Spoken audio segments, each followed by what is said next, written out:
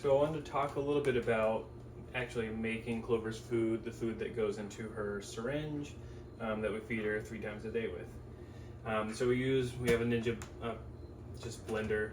The top's a little broken, but it still works. You just kind of have to, when you power it on and use it, you just have to kind of keep your hand on it because it's coming apart slightly, but still works fine. So use the blender.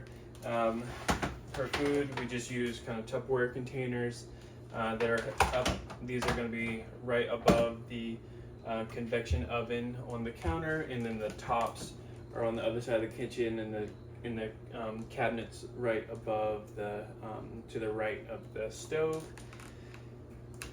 Use a measuring cup for her water that we mix the food in within the blender.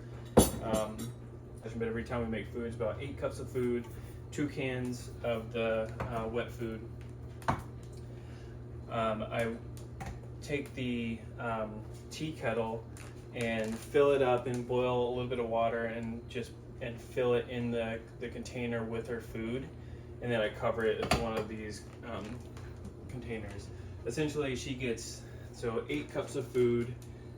This is a combination of about 4 to 5 cups of her low fat food, which is in our pantry off the kitchen, as well as about 3 to 4 cups of her hydrolyzed protein food. Both of them are prescription foods. This container is hot because I just filled up this with hot water. I'm gonna let this soak anywhere from like 20 minutes to an hour.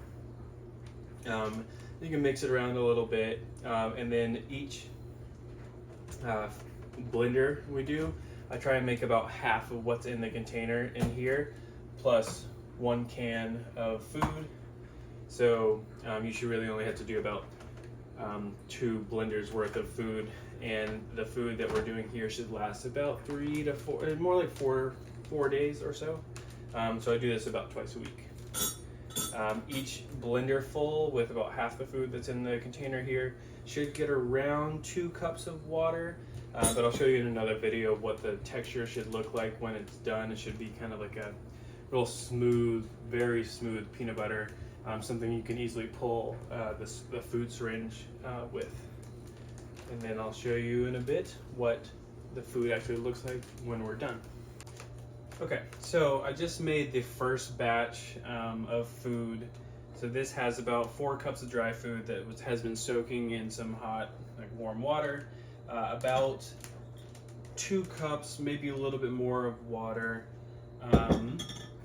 1 can of her wet food, and I also threw in some blueberries with this one too, which we do on occasion.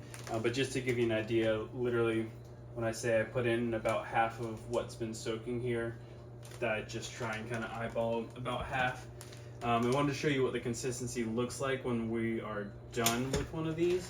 So essentially you just pop this off, and then you should be able to pour this out pretty easily.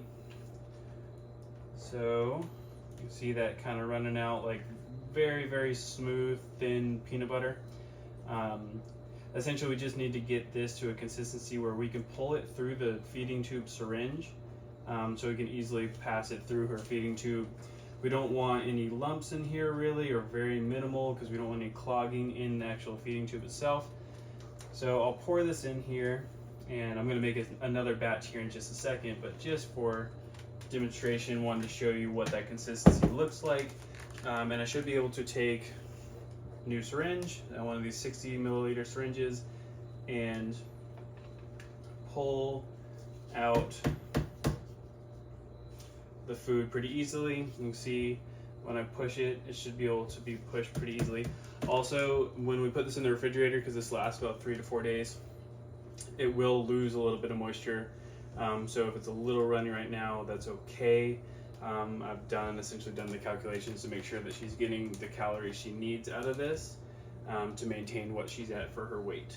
But that's it. So after you make the food, it goes in the refrigerator. Every time you feed her, essentially just take the syringe when you're done and refill it. I'll usually clean off the tip, put it in a Ziploc bag so it's ready for the next time we want to give her food.